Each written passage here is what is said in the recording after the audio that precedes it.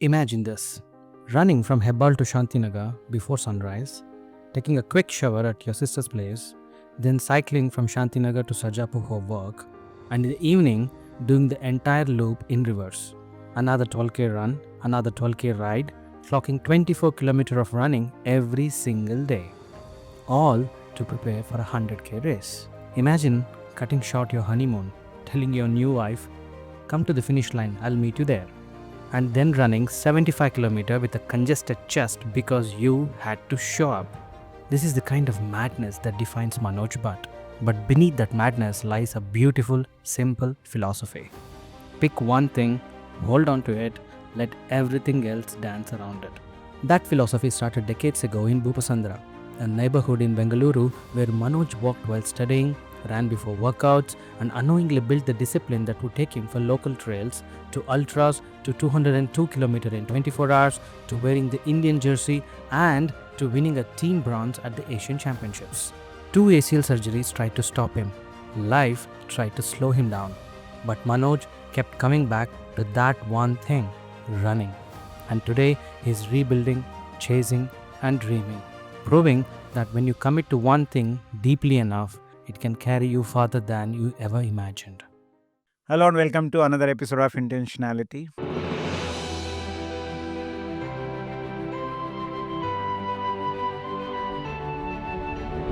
Where we talk about life with purpose.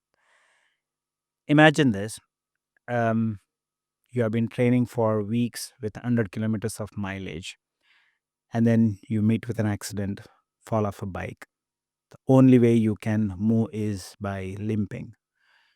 Just few days before the race, and even when you have to collect a bib, you limp, and you are supposed to run for 24 hours. Would you run? Most probably no. But this runner ended up running 202 kilometers.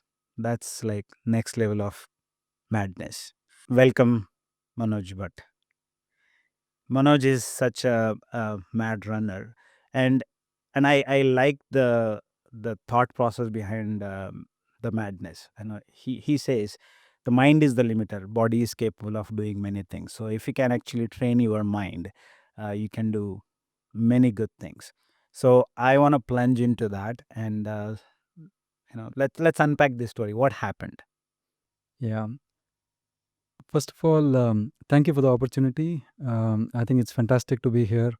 You have a nice, cozy setup here as well. Totally honored and privileged to be sharing my experiences.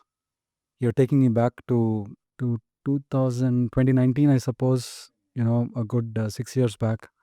And I argue that in 5 6 years, people change so much that you won't recognize that other person that you were. It is true. Every bit of what you said.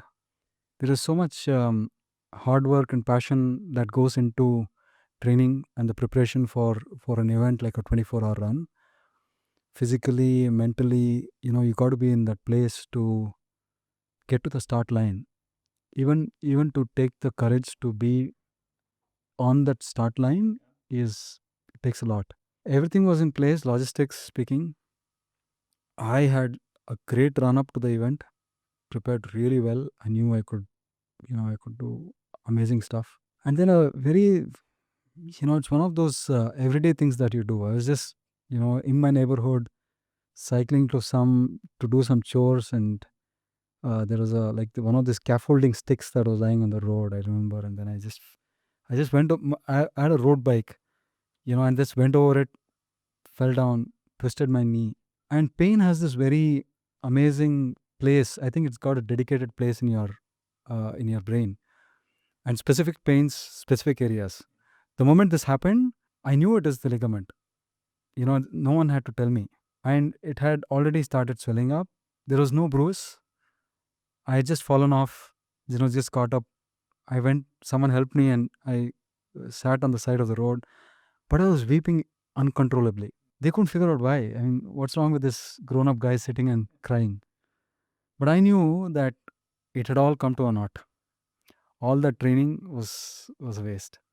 But yeah, of course, then you pick up the pieces. I'm an eternal optimist. So I went and I told my wife, I'm still going to give it a shot. My tickets were booked, so I flew anyway. But didn't improve. Like the day before the event was when you go and collect your bib. I went in there in the evening. A lot of good seasoned ultra runners were there, including Arun Bharadwaj, who had done the K2K, which is Kashmir to Kanyakumari back then. So he looked at me. I was limping, of course, some swelling in the knee.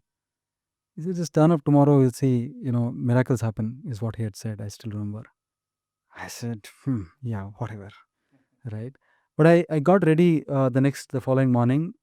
I have this compression, pants that I use. So I wore that, and I could just, I tried to jog, in the room, and it felt like it was okay. Then I went there. I carried that mentality. I said, okay, if it takes 30 minutes, that's all. If it's 2 hours, that's all.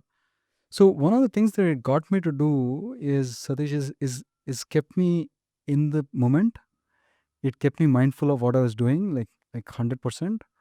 And that I think really helped, because I was just taking it one step at a time, 1 hour at a time, right? Not thinking, too much. I never knew when I started I'll finish. I knew for a fact I won't finish, right? I also knew that if I walk, I probably strain it more. But the slow jog is somehow helping me. I kept doing that. Before I know, 16 hours I was running without a break. I was just running 16 hours without a break, clocking some distances that I had never seen in my life. And I continued and continued and continued. And then I finished. When I finished, the 200 kilometers, I was under the impression that my family back home is able to track all of this through the tracker that the organizers were supposed to set up and all of that. But I little knew that they had no clue. So I called up my wife and I told her, hey, you know what? And she was like, what? Half expecting that, I've obviously pulled out and gone back to sleep or something, right? I said, I completed it. She said, no way. And I said, I did my personal best. I did a 202 kilometers. And that was really, magical, because in no one's imagination, wildest, had we had thought that it was possible. And that really, instilled a lot of faith in me. The faith that if you really, dream, hard enough, if you tell yourself the right stories many, many times, right? The stars will line up. They'll make it happen. You just have to, you're just a mere instrument, right? You have to will, and it'll happen. That's about it. It's as simple as that. That will not be a 200 kilometer, right? It can be anything that you want to achieve in life. And the stars will line up. There is an unbelievable knack of the universe that will make it happen, right? So that's I mean, I'm telling you this story. I lived through that, but well, it can be anyone's story. It is someone else's story now that I'm telling you, because I'm not that person anymore. See, recently when IAU 24-hour championship happened, I was following. Some of the runners did 202, 210, and you did this with a ligament tear. Was this ACL injury by the way? Yeah, it was, and then I went back and tried Come to on, do an don't tell MRI. me that it was ACL injury. Yeah, it was a grade 3 injury on an MRI. My God. I lived with that for the remaining 5 years before another bike accident. I don't learn from these things, you can see. Another cycling accident, I fell down. This time, it was a hit and run. There was a car that came and brushed against my cycle when I was doing another chore, going to a work meeting. So all of these are not training injuries. They're not training injuries. And that time I had to kind of go back to surgery. But till then, I did a whole lot of mileage. Interestingly, a few years before this, right, rewind, about 3-4 years before this, another, because we bring up injuries, I'd actually fallen off from my cycle, and then I was severely, I went into a brief depression, because you can't run, you don't know what's this, and why is this happening to me, and all of those questions. In all, I got an MRI done. It showed a tear. I got an opinion from one of the orthos that it had to be fixed only through surgery. I went back to my ortho, who had done my first surgery, and we probably talk about all of that. And then he said, look, the damage is done. Now it's in your mind. let's just go back to what you're doing. Just go back to what you're doing. If it gets worse, we will get a surgery, no doubt. But if it is just a mental thing that you're going through, let's just get that out of the way. I was like liberated. I went back and I went into my interval straight, head first, back into those 1 kilometer interval where you're really pounding your leg, to nobody's business, and it held. And then the next day it held. No surgery. Grade 3, ortho saying, well, you got to do it. I think that's a great thing about running being simplistic, simple at some level, right? So all of that helps. Going back to the 202 run, see, your body has given up. It's broken. Mind, it's very easy to train our mind to not to do something. It's very difficult to train it to do something. Mind is like our mother and wants to protect us from, right? So mind is like our mother. So mind is not cooperating, body is not cooperating. How do we show up? How do we show up to do these things? What kind of, I don't know, if mind is not cooperating, I don't know how to call it, whether is it mindset or something else. If it is, if the mind is not cooperating, I don't think you can do much, right? So that's the bottom line. But having said that, if the mind cooperates, what can you do? Anything. So almost always the body has reached its limits, right? When you're running a 24-hour event, when you're starting at say 6 p.m. and going till the 6 p.m. the next day, when you're somewhere during the midnight, like 6 hours, 8 hours, 10 hours into the run, it depends. Each one has their own thresholds, but everyone's threshold is within that limit. Everyone has broken down. There is no question about that. The physical body is not capable of doing that thing without the mental support. So the body has broken down. Okay. Now, when that happens, it is only the mind that gets you to take that next step. If you don't get back onto the track, you will not be able to do it. So then you latch on to some tricks. Okay. Now the tricks, some of them are very amazing. One of them is rhythm. We are all slaves of routine. You have to get yourself in a place where if I get on track, I will do a lap, for example, right? That's a routine. So all you have to do is to get on track, right? From the support tent, if you're sitting on the support tent, in the support tent, you will be sitting there forever. But if you make up your mind to just take that 5 steps to get to the track, then you will hit that lap. If you hit one lap, if you train yourself enough, you start breaking that down into a 30-minute segment or a 1-hour segment. Then you start, making it into, digestible chunks, right? Into, something that you can biteable chunks. You'll say, this 30 minutes, I'm looking at 10 laps, nothing more, right? You get into this kind of pattern where you can just focus on the person who's running in front of you and just stay behind him if you're being competitive.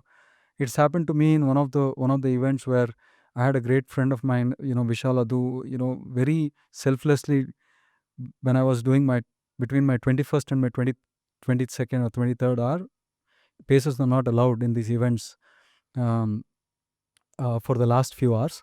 So in the hours before that, he very selflessly, agreed to run in front of me, so that all I needed to do to tell my brain was just that step, that leg is my leg. I'm just following, when I looked at his leg, I feel like it is my leg. So I am able to transfer that energy to myself and take that next step and keep going, right? When he stops, I stop, not by my will, but by his rhythm and cadence. So you kind of build in some of these tricks. Sometimes it can be, if you're just starting out as a runner, when it's important for you to, even 5 minutes of running can be difficult for some. What you should do is you should tell yourself that I'm going to walk 1 minute, or I'm going to walk 3 minutes, I'm going to run 2 minutes. I will stick to that pattern, right? We're all slaves of routine pattern, right? If you look at our everyday lives, 80% of that is probably, the same, right? Now, and therefore, when you get into that is the habit making, right? You get into that 3-2. The moment that's the watch sounds beep beep beep, you stop, and then you walk the 2 second 3 minutes. The moment it beeps again, you will take off. You're not thinking too much. So these are the kind of shortcuts, the heuristics that you need to kind of build, so that all of that happens with a great deal of understanding of your own self, of your training, of how you have kind of prepared yourself for for all of those.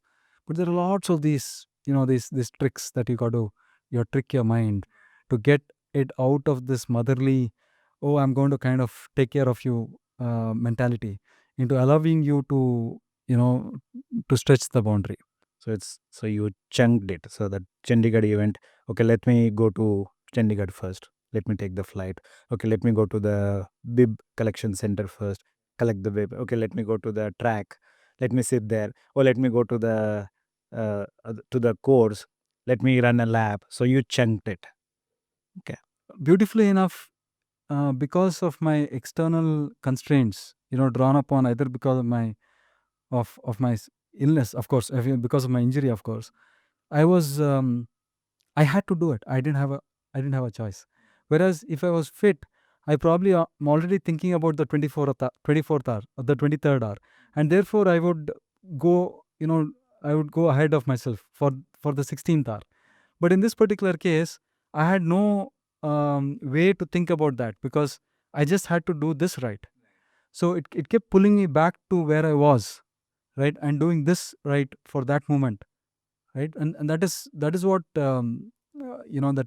that whole injury, in the hindsight, that's what it did, and the miracle did happen, right.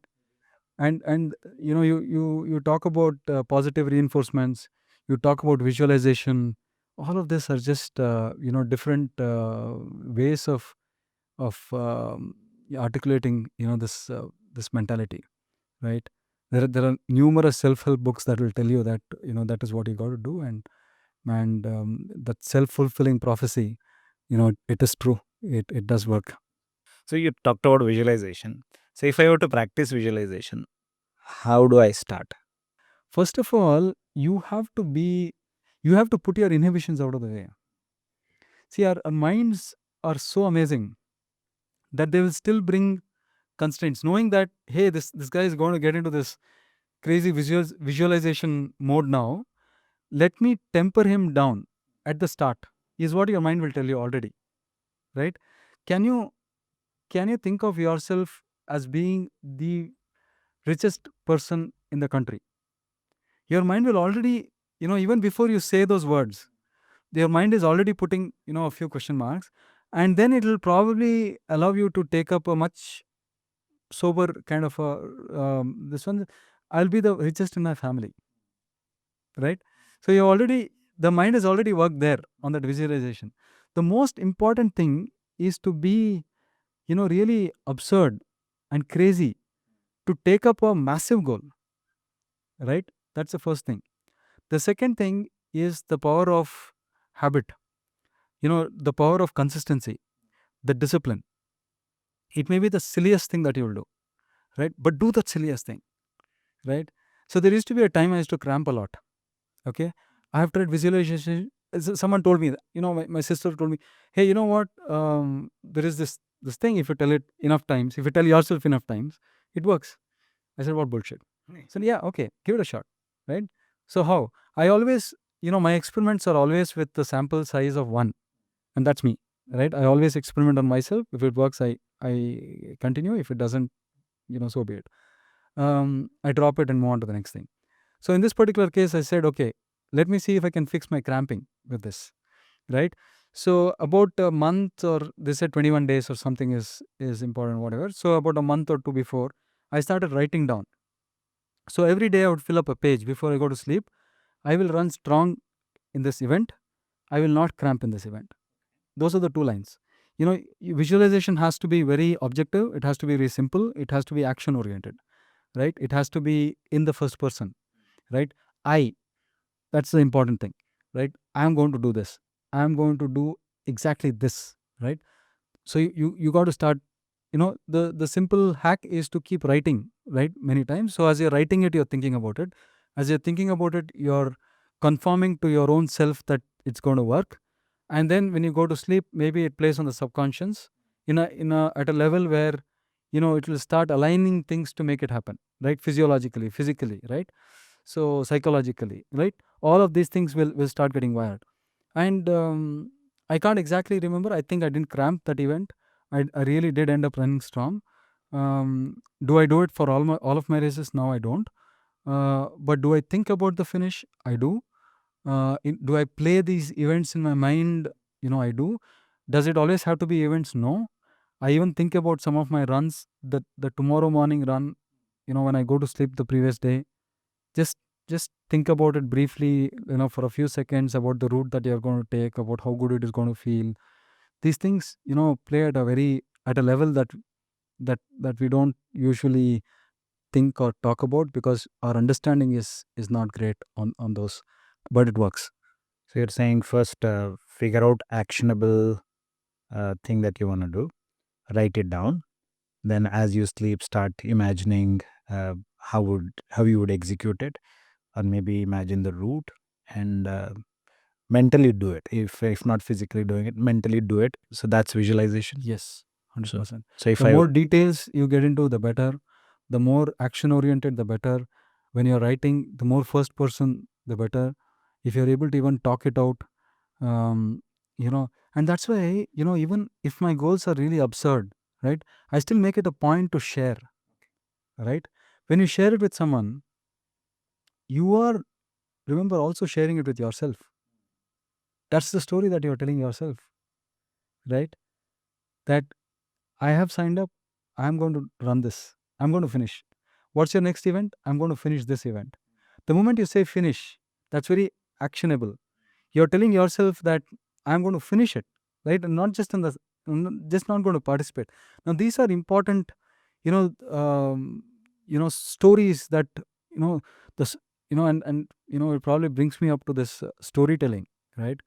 The stories that we tell ourselves are supremely important, are very, very, very important. The story, the more positive it is, the better it is, of course, to you.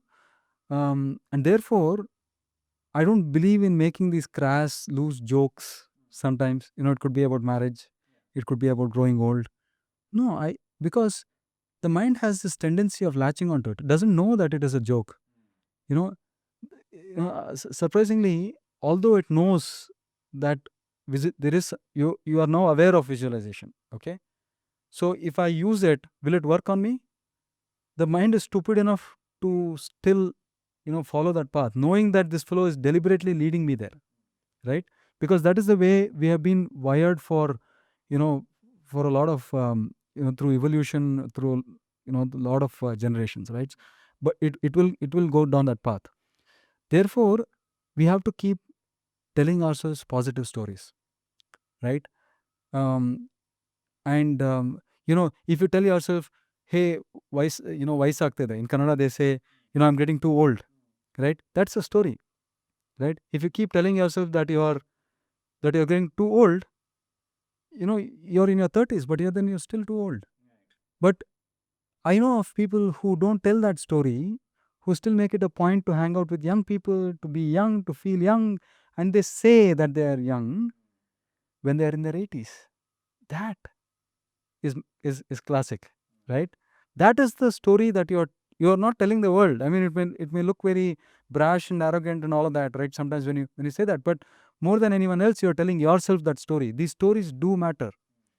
There is a whole lot of science now that is coming and saying about just that little act, about how deep an impact it can have on your longevity, on your wellness, right? We're not talking about illness, we're talking about wellness. It is not about lifespan, it is about health span, and how some of these things really matter, right? got it. So now let's say I want to run sub 3 marathon. So I have to run comfortably at 4:15 for 3 hours, right? So let's say I have told good stories. I have started visualizing. obviously when I start running, of course your body feels it. And so are there any specific mantras or stories that I can tell when now I am physically doing it and I am feeling it? Okay, so let me also add another caveat. So your storytelling is not going to be enough by itself. It is important. It is necessary but not sufficient. Okay, Got it. which means that you still have to do your training. Absolutely. You still have to be hitting those paces in your training. You still have to put in the hard work. But I'll tell you what happens when you start telling yourself that you are going to run a sub 3 marathon. Every single act that you're going to do from there on till your event is going to be working towards that goal. That is what is important. You will get into your training run. Let's say you have to do since we are getting into details, let's say you have to do a 10 mile, okay, at that 4:15 pace, just as one of the training runs. When you finish that run, because you have told yourself you're going to do a sub 3, right? You may be feeling tired, but in your mind you're thinking that I'm not that tired, right? So your mind is telling that you still have to hold this for the remaining 32 kilometers or whatever 30 kilometers, right? And therefore you are not feeling like completely blown. You are reasonable. You're exerting, but you're reasonably okay.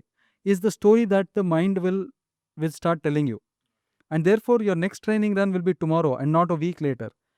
And therefore you'll push a little farther and faster for the next run, right? These kind of things will add up to make that goal possible, right? So it is a cycle, very classic. I keep telling, and I used to have this conversation with my with my bullet mechanic. He was an IIT Madras who had quit his job. A guy called Guru Nandan. He had quit his job to start a bullet mechanic garage. Okay. An amazing personality with a whole lot of gems of philosophical thoughts. So I used to have this. I once told him, and I think because of his reading or something, we came up with this thing called self-fulfilling prophecy. Okay. Um, See, I was talking to him and I told him that as I was growing up, as a young kid, as a primary school, like a 10-year-old kid, um, I was told by people around me, my family and all of that, that I'm good in maths. Okay, I probably had nothing to kind of back that claim up, except that they kept telling me so often, yeah, maths. Okay, maths exam is easy for him. Maths he scored well. Maths this, maths that. So what happened was that because I was good in maths, I did not shy away from it. I liked it. So I used to do my maths homework very diligently, and I used to think of myself as good in maths, and therefore the exams were not that stressful because I was able to relax. I was able to do well in exams, and because I did well in exams, my teachers thought I was good. And then because I had this thing going for the last 2 years, come high school, I was already good in maths and I was supposed to be good in maths. One thing led to another, to another, to another. The prophecy actually did come true. That is what will happen. If you tell yourself that you are going to be healthy into your 90s, every single act that you do leading up to that from now, no matter what age you are at, will make it happen. Well, but if you keep telling your body that I'm too old to do this now, the too old can be as early as 30. We have so many instances of young people who are not able to do even simple tasks, right, physically. So that is, I think, the critical component is that storytelling is so important. Don't even make I'm going to take a little joy out of your of life by taking away those jokes that you make, right, about whether it is about marriage or whether it is about kids growing up or whatever. But I think the positive stories, that reinforcement is absolutely important. Then another lesson that I can take from there is, so as parents, we have kids who are preparing for competitive exams. So what you're saying is always have that positive reinforcement so that they do well. 100%. Never say that you can't Is there do an this. alternate? Hmm. I mean, I sometimes ask myself, I have two young kids myself. As parents, I think we are wired to be a little biased towards our kids. Let's take that bias all the way. Let us take it to a ridiculous level that will then start making them believe in themselves. If you are able to achieve that, I think you have given them the greatest gift of, that any child can ask of a parent. That self-belief, I think, is the most important thing. If somehow you have played a part in that, I think you have done a fantastic job. Right? And just so that, this lesson becomes easy for them to pick and adopt in their lives in future, I think we should take up small opportunities to instill this. Right? Let us say that there was something that was difficult, some project, some task, some exam was difficult. Let us just get into that mode of, I'm a process guy, and always look at the process than the outcome. So if you fine tune the process, then you apply the process on very many things, and then the outcomes will take care of themselves. So try to get them to understand the process, which is, I have a difficult task, I know it's difficult, but let me start thinking about how I can go about solving this process. It can be a simple riddle, right? It will take time. Stretch it out. I'm not expecting an outcome now, but let me put that in the back burner and keep thinking about it, right? Let me, even if it takes 3 days, it's okay. Even if it takes a week, it's okay. I will try and go the hard way of solving it than knowing the answer and finding the way back, right? So can I just do that, right, for a simple riddle? Then what will happen is bigger problems start following that same pattern, right? There is a bigger problem, but can I now think about being successful in that particular place, right? I recently had the privilege of being, back on my campus to do a guest lecture, right? I started thinking about that situation, about how I'm going to be, delivering a good lecture. But of course, I was preparing for it. Make no mistake, the preparation is important, the hard work is important. But when you visualize the hard work, right, the outcome will take care of itself. That is what is critical. You got to imagine the critical components of how you get there, right? It is going to be difficult when you're talking about your sub 3 marathon. Yes, in your visualization, sometimes you will also visualize that at 36 kilometer you are struggling, but it is important, and therefore you'll push through that struggle. That is important. When you start thinking like that, it will happen. Got it. I think that is what we got to get. The the younger generation also start imbibing, right? And they're our schooling is great in that sense, that it gives very lot of opportunities for us to go through that. Yeah. Right? There is we always wonder whether our current days education is really geared up to the to bring up the children of the Gen Z, right? But the short answer is, there is usefulness in doing useless things. There is usefulness, Absolutely. right? Yeah. And interestingly, there is someone who made a PhD, a PhD thesis on this very thing, the usefulness of useless things, and he was able to get a doctorate degree out of that, right? And it is true. Some of those things, and how often do you, in life, Satish, do we do meaningful stuff? I think 90% of our life is doing mundane stuff. Is in the chores, is in the meaningless. Unless we find a way to do that meaningless things, where will we get to a place where we can do meaningful things, right? Unless I get into that mindset of telling me that yeah, why should I do that kilometer today, right? Why should I do it? I mean, there is no one who's kind of pushing me to do it. The events are great because everyone likes to talk about it. We like to talk about it after we were done, and then how Superman we are and whatever. But no one talks about the mindless hours that get into training, right? Every single day you got to get up and get the job done. Makes sense. So there's a lot of wisdom there. And of course, that wisdom is not built overnight. So it's over the years. So let's go back to the Boopasandra boy. So you have a philosophy that pick up something, give 100% commitment, and dance around it. Opposite to change is the only constant thing. Like you were saying, yeah, we have to do meaningless things. Stick around, give 100% commitment. So it all started in Boopasandra. Please tell us about the Boopasandra boy. So Boopasandra is this little, not little anymore, very crowded now. It's a locality within in Bangalore North. I was born in Udupi, in the coastal town of Karnataka, but I spent all my my upbringing was in Bangalore, and very specifically when I was 3 years old, I moved into this locality, which was very different and very from what it is now. Now it has got its lung spaces, but it is kind of a lot of concrete than how it was. We had a very humble and a small home in the middle of a lot of barren barren land back then.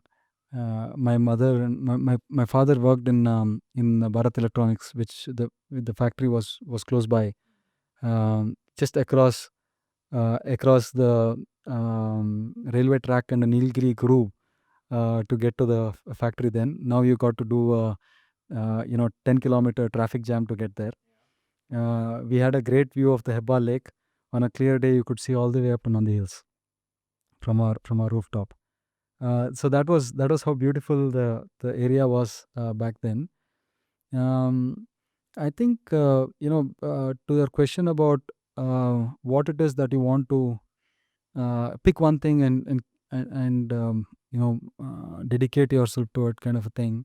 It's not as if I'm close to taking up different experiences, but what I truly believe is that depth is as important as breadth is.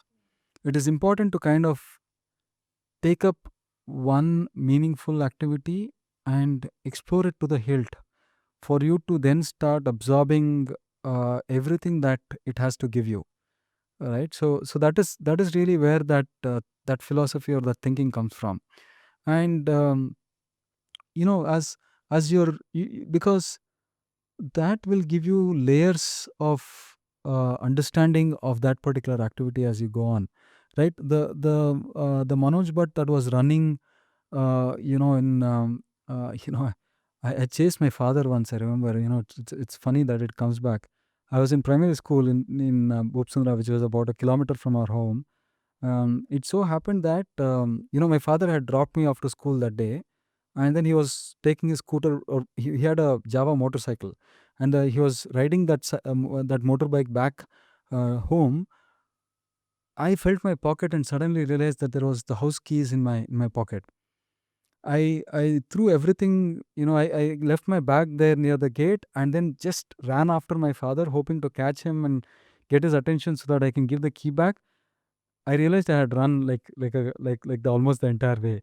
Um, it is funny that it comes back, but the thing is that the boy who was running then, to the 20-year-old who was running, getting a taste of the marathons as I was growing up, to the more mature runner who was running ultra marathons, in my 30s and my 40s. That person is different. That activity is is different. It is, but if you strip it down, it is still putting one foot in front of the other, At the core. right? Right. At the heart of it, it is still that.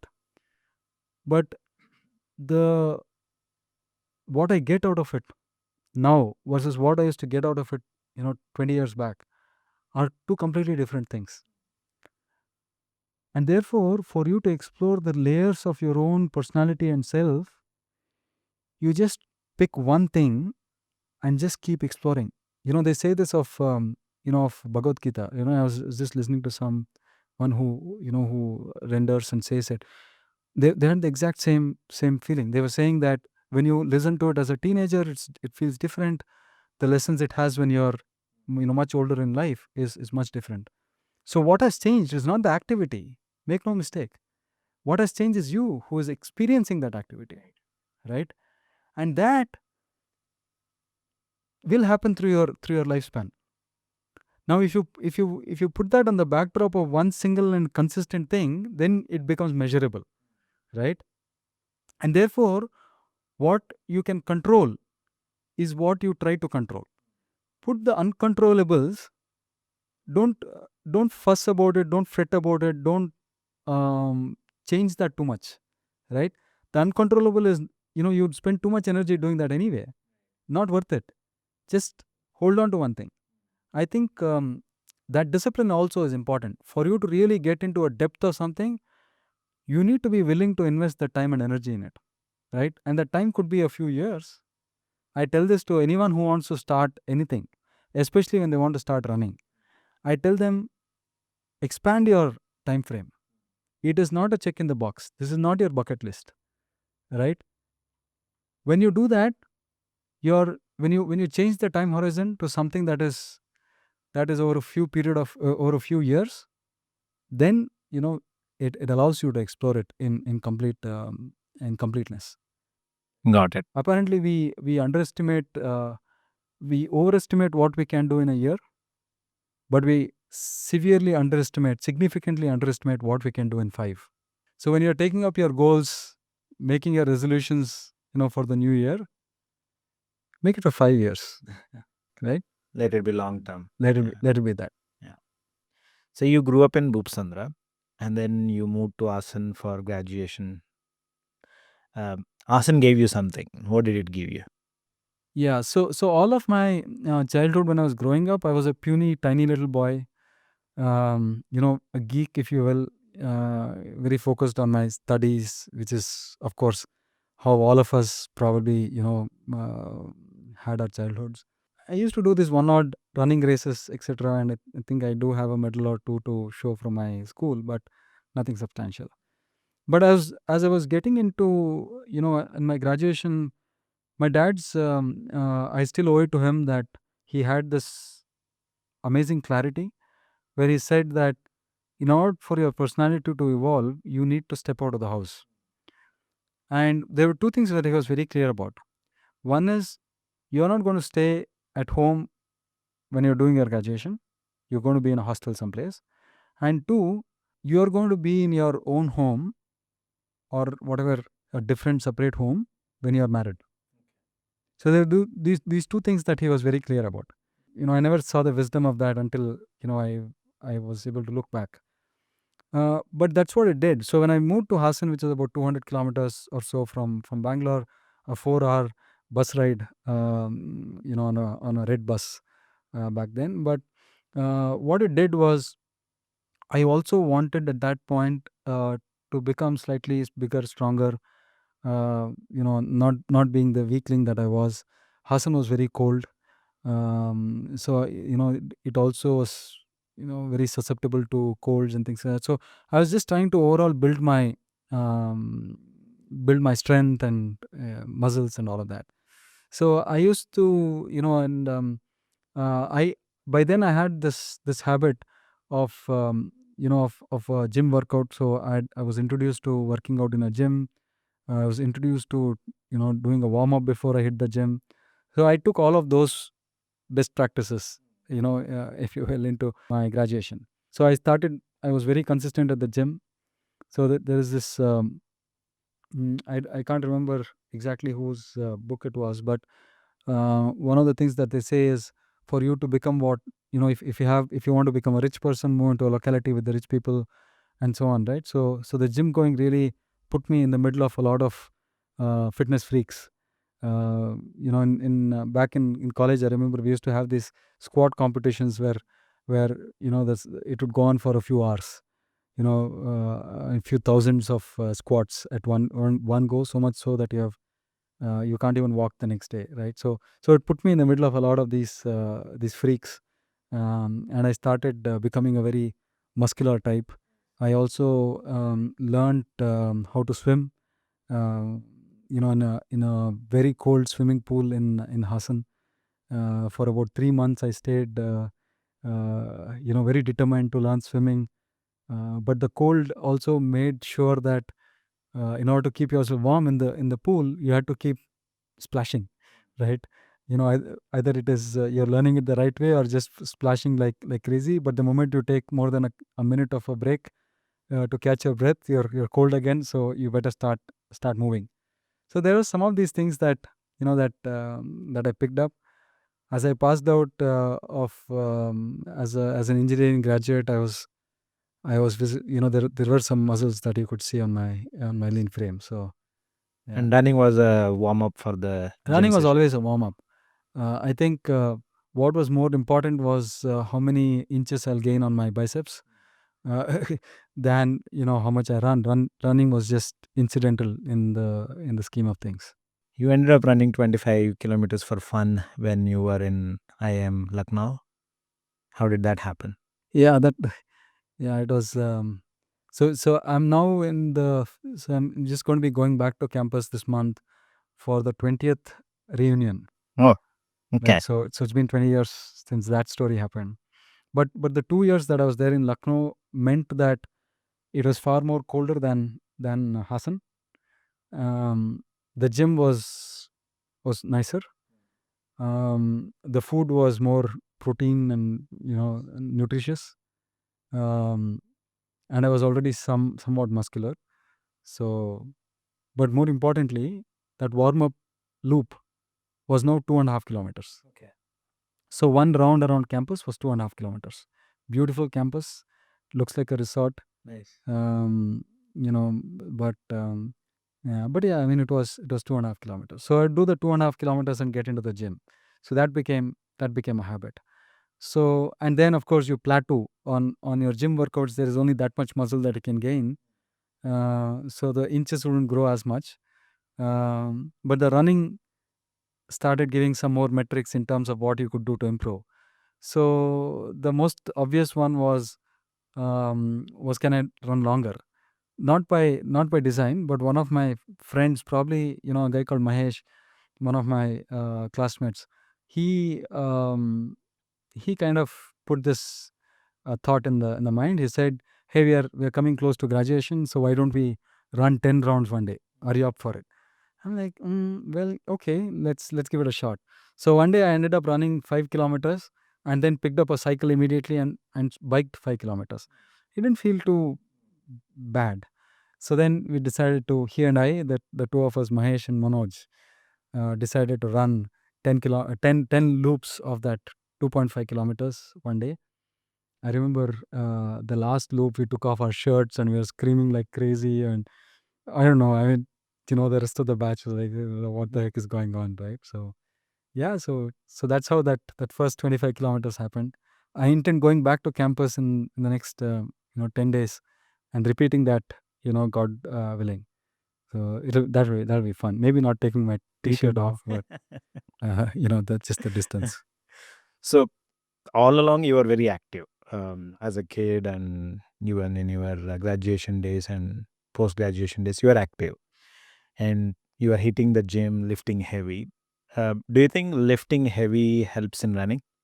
Okay, so small correction. I never thought of myself as an active kid. Okay, as doing the regular kid stuff, but not trained in any of those. Do I think lifting helps? I think lifting helps in general, right? Need not necessarily be for running. Running is one of the many things that it helps in. I'm always torn between these two things that are very dear to me as far as fitness is concerned. One is the gym workouts, and two is the running, right?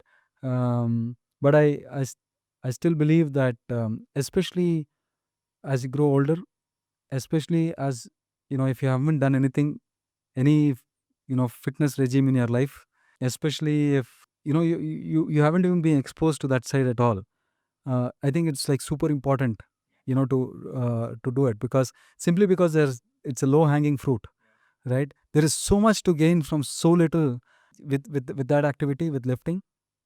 I think it's phenomenal. Everyone should do it.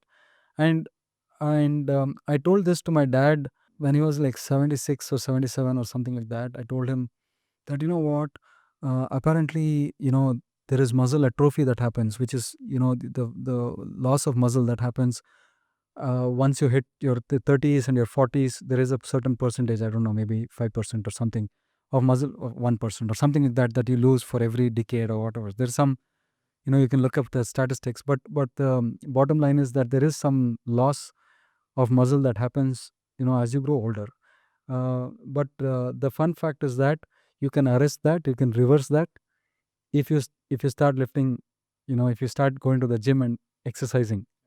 I told him like a casual conversation, when he was in his 70s. And then a couple of days later, I see, my dad at the gym. He's turned up there, and he says, "Okay, so let's give it a shot. So what is it that you were saying? How do I go about it?" Then I just very conveniently made introductions to the coach, and then I said, take care of him. And then we used to never work out together. I mean, he was a 5 a.m. guy. Nowadays, I'm a little later because I also know the importance of sleep and stuff like that. My routine is different than his. But now he is in his 80s. He is 82. Um, he goes to the gym 5 days a week. Very religiously takes the Wednesday and the Sunday off because the coach has told him so. He lifts weights. He religiously clockwork at 5 a.m. he's there, and touch wood, he is very independent and That's and all great. of that. Yeah, exercise is the fountain of youth, so 100%. you need it. That's Absolutely, fantastic. absolutely. And there is really no, the good time to do it was yesterday, right? So just pick it up whenever, wherever, in whatever degree that you're able to. Just go for it. Yeah, best time was yesterday. Next best time is now. Yes. Cool. So you were lifting heavy, and then obviously, and you were running for fun. So once you started working, it had to happen. So you started running marathons. So tell us about the story about how you got into marathon. Even that was also an interesting incident. Yeah, well, um, yeah, I started enjoying the running. Okay, so the actual trigger was, of course, after my days of IIM Lucknow, I got a job in Bangalore in consulting. So one of the partners there asked for a show of hands.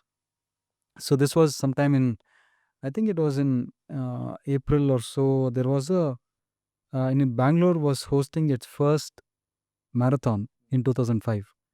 It just so happened that I just got into the job, and there was this orientation and all of that was happening. I had looked up posters, of course, and in the newspaper or whatever, and that I had gone and signed up for the marathon. And the rationale there was, hey, I've already done 25 kilometers. So the distances that they have here is 21.1 and then 42.2. So it makes no sense to do the half marathon. So let me sign up for the full marathon. So I signed up. So then there was a show of hands in the orientation program in IBM. The partner asked, "Hey, how many of you are running the marathon?" And then there's just one or two of us who lifted our hands. And then it turned out he was a runner, and he was running the Singapore marathon later that year. I couldn't really, I couldn't really get this in my, work this out in my head, why someone would go all the way from India to Singapore to run 42 kilometers. Yeah, but I ended up, signing up for the marathon. You never knew there was something called a training that you do. Endurance was called stamina in those days. You had to build your stamina. And the way I built up my stamina was by cycling to Nandi Hills. One of the first things that I did as soon as I got a job was to buy a Hero Hawk cycle, which was my almost my dream, and my dad would never allow it because you couldn't put a 10 kg bag of rice in it and bring it home. because there's no utility of those thin tires and all of that. It was always a mockery. But I had to buy it, so I bought it, being the rebel. And then I decided to cycle to Nandi Hills. So that was your zone 2 training. That was my. There were no zones then. Stamina, right? To improve your stamina.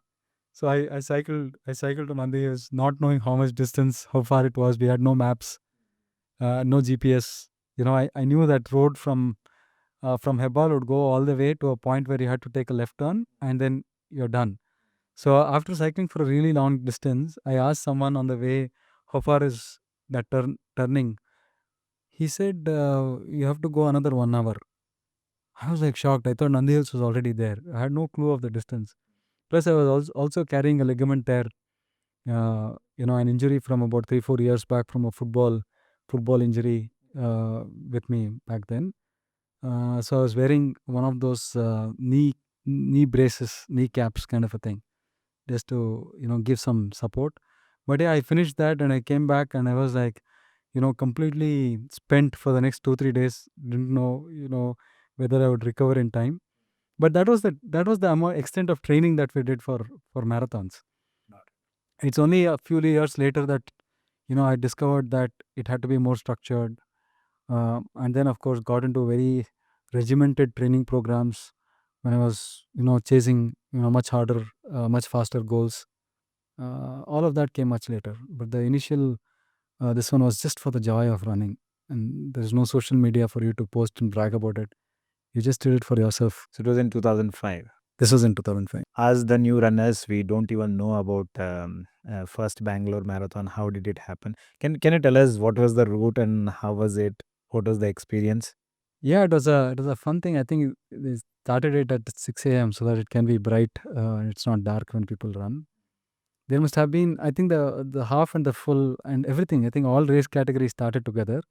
There must have been a couple of hundred runners who were there. No dry fits. There's no concept of anything like that. You had one type of shoe, sports shoe.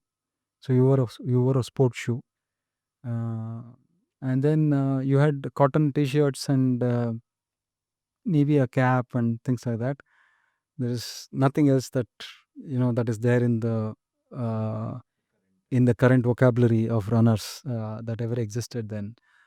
It was a good event. So there were 5 rishis who ran this dressed as rishis. That was the only costume that was there.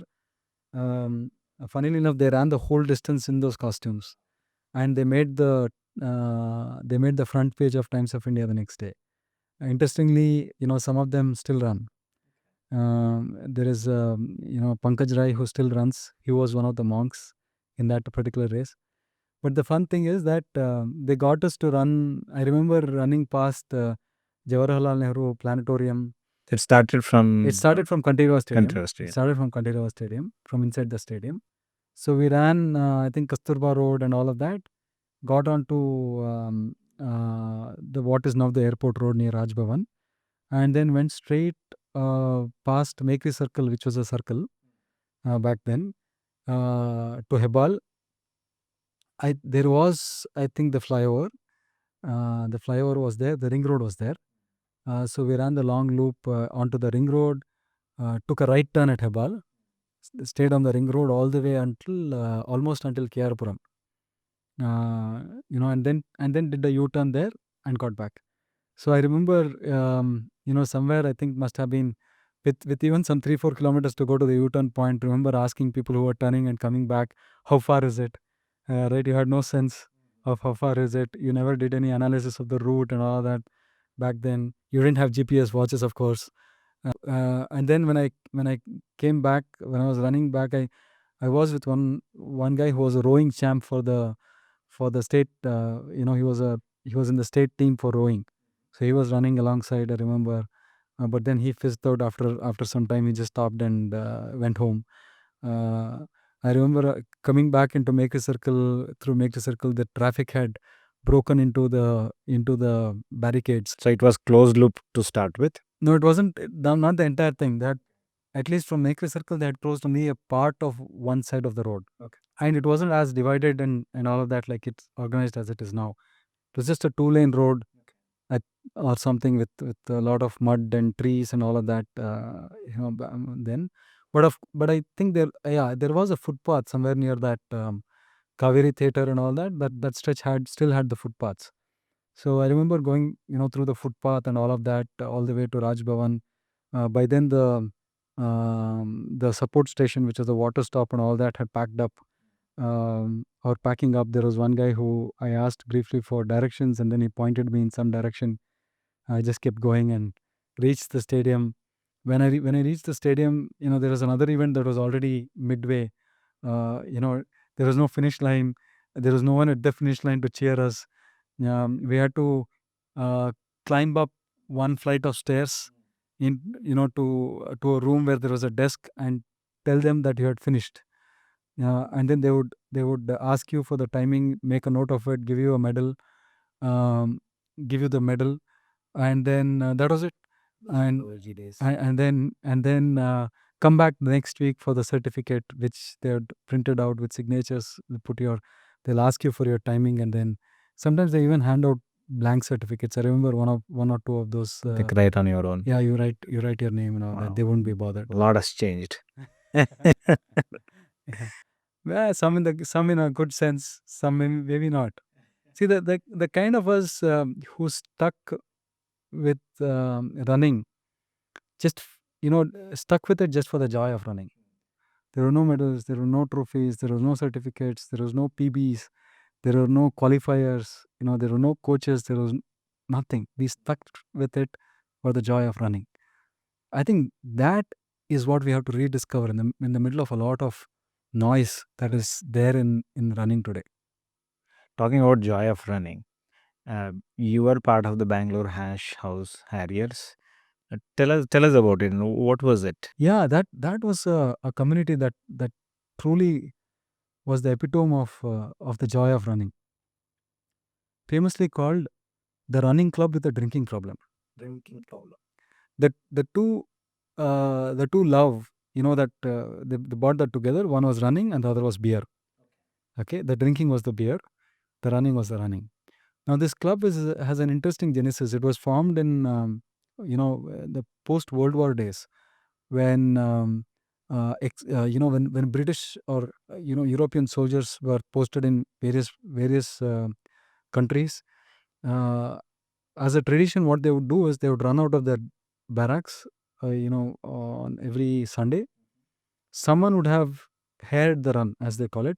Someone would have gone ahead and marked the course with flour, and the rest of the group would follow those marks and reach a secret designated point, which was different every week. But there would be beer, and there would be some remembering the departed, people who lost their lives in the war were remembered. There were songs that were sung in the circle. Lot of below the belt jokes would happen, and then there was some solemn moments where you sing the hash hymn, as they called it. Okay. And then you find your way back to the barrack. Everyone had a hash name, which was a different identity from what they were when they were in the barracks. So there was no hierarchy. You broke through the red tape. You were purely yourself, with your running and with your drink, with your beer, right? That was hash. So you had to be in your elements. Yeah, you had to be like devoid of any kind of any kind of ego or anything else. Yeah, you're just by yourself, another human there. So after the World War, thankfully that tradition stuck around. Wherever they went back, they created their own hash chapters. Wherever they had gone from, created their own hash chapters. People who were behind, some of them stayed back, some expats. So it became this expat thing, for some time. Then the locals joined. Then it grew. And because it brought together the joy of running in the trails with letting your guard down and just being yourself with a beer, enjoying a beer in the middle of nature and trails and wilderness and sunsets and what have you. It just started resonating so well with some folks, especially the kinds who saw. I think it had a way in which it naturally selected people who had a great sense of humor, because you had to laugh at yourself most of the time. People who had who were willing to let their egos down, which also meant that you were successful in other parts of your life, because you didn't carry that baggage. So so the natural selection was that it filtered out very amazing people, which is what I got exposed to as I was coming to be a runner. The partner that I told you who introduced me, his name is Ramesh Srinivas. I mean, like, really owe it to him for a whole lot of this this part of my life. And he said, "Hey Bhagar, if you're into running, there is this weird club that meets once in a once in a fortnight. I don't know. I mean, I never fancy them as much, but you should just look them up." And I said, "Okay, fine." But then they had a website. Till then they used to do this postal way of giving directions to the runs, but now they had a website, so the next directions to the next run would be on the website.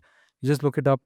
I also had moved from a Hero Hawk to a motorcycle. Then I had a Bullet, which I still have, and then picked up the I would rev up my motorbike and go to the start of the run, which was usually about 30-50 kilometers outside of Bangalore, some pristine trails. The runs would start from there. You had to follow marks, get back to the circle, as they called it, and then there was beer and singing and loud jokes and all kinds of stuff. Essentially a great way to wind down, unwind, and then pick up your bike and get back to your routine Mondays, right?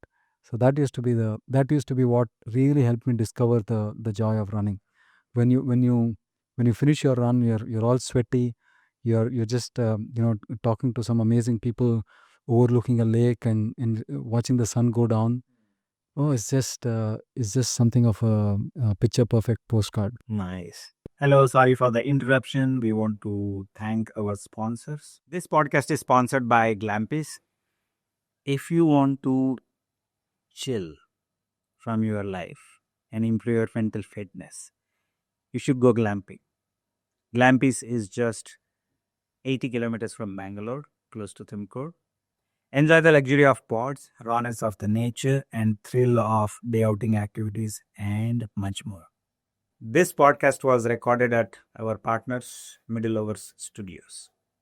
If you want to record beautiful podcast, come over to Middle Overs.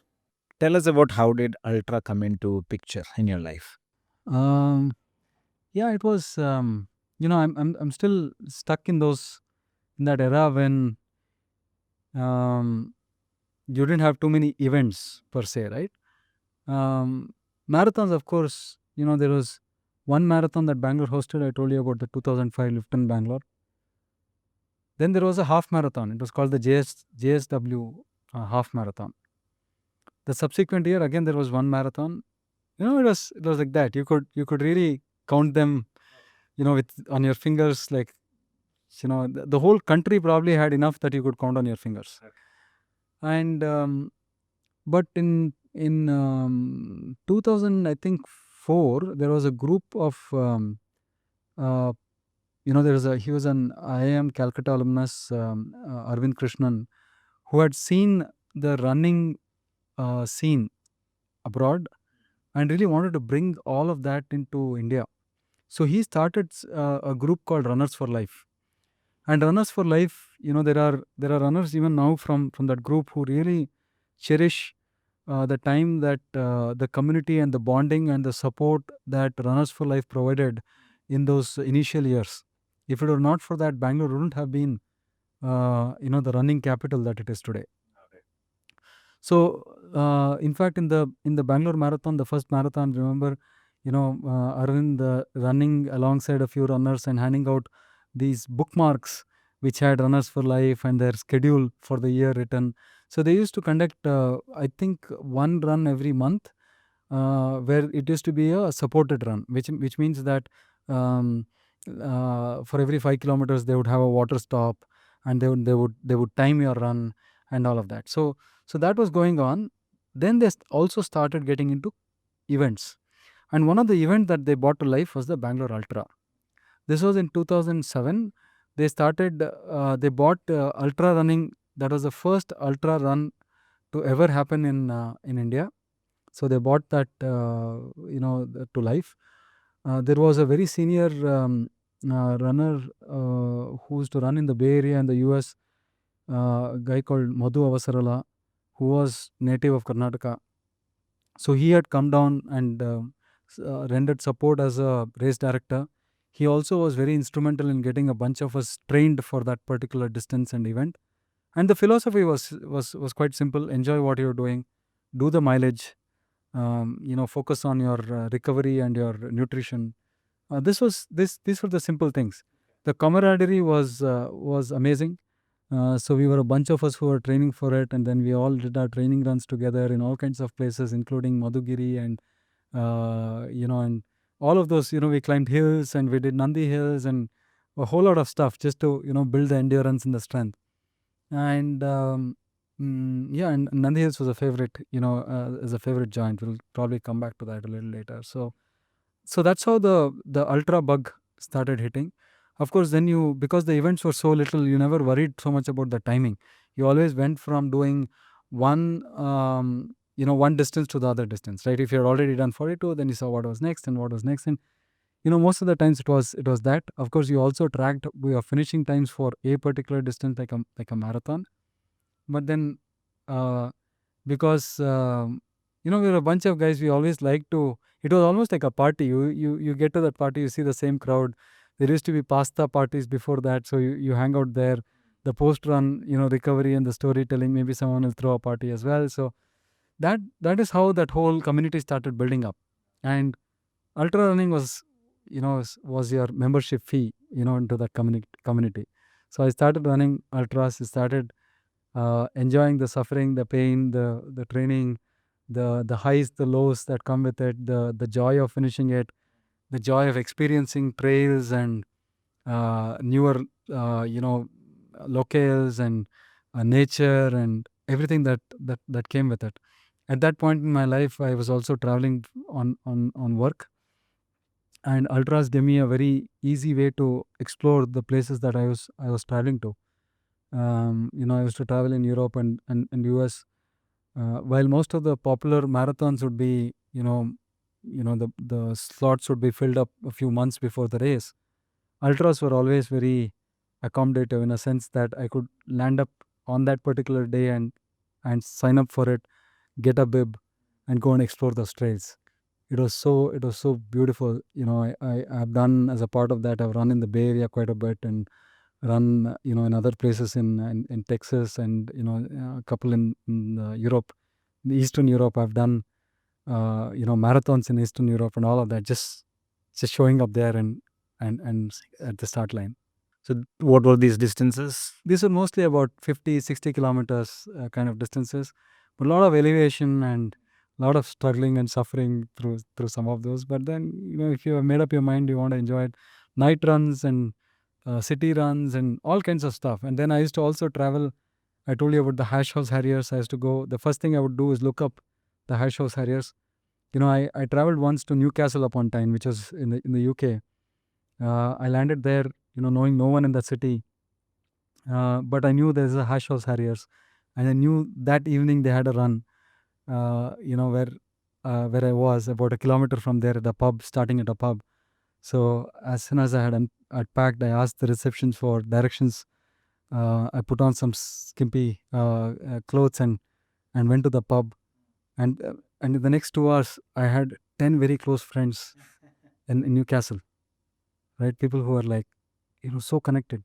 A couple of them had come to Bangalore, to run the South Asia Interhash when it had happened, or Nash Hash when it had happened, and they fondly remembered, people who we already knew in common. It was unbelievable. Running started giving me the identity. it started shaping my personality. Right? It's given me more than I can ever dream and imagine. So running can help you make friends. Oh, yeah, of course. Yeah.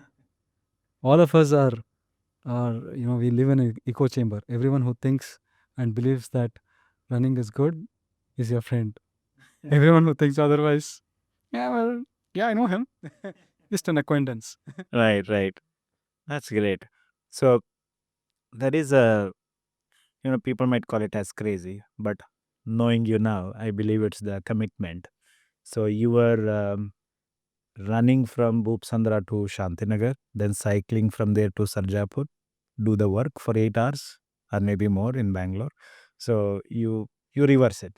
So basically 24 kilometers of cycling and 24 kilometers of running every day as part of your training run for 100 kilometers race. How Yeah. did that craziness? Yeah. Well, if you put it in that many sentences, it seems very complex. But my thought process then was very simple. Even now I believe that I want to keep running a part of my life, but I don't want it to be the only thing in my life. So I always believed in keeping the balance, which meant that I had a professional career, which was putting the food on the table. And at that point, it that my employer was Wipro. They had an office in Sarjapur. No one knew what work from home was. Work and home were two different things, not separated by from. Yeah. Um, and I had signed up for 100K, the first one, and I knew I had to do mileage. Now, when you put all of these things together and you have to get the 100 kilometers mileage, the only way that you can think of is to do this, what you just described. My office was 25 kilometers from home, and I used to do some amount of cycling for commute. In fact, interestingly, at that point, I had done an experiment which I famously called 5 days, 5 ways. So I was trying to explore which is the most objective way to get from my home in Hebbal to Sarjapur Road, to Sarjapur to the campus to work. What is the best way to do this? And some amount of that whole MBA thing had kind of ingrained in me by then. So I wanted to do a data driven exercise. So I got into this data collection. So every day during the week from Monday to Friday, I did one different mode of commute. So one day I started with one day I started with the car, then moved to bike, then public transport, then run and cycle. These were the 5 modes, and I put I gave it all a score depending upon the amount of time, energy, the workability, as I called it, as I coined that term, how fit you are to work for the rest of the day and all of that. So the surprising result was, I mean, it must have been the researchers' bias. Cycling. So cycling was it kind of was a good balance. So I used to cycle, to work.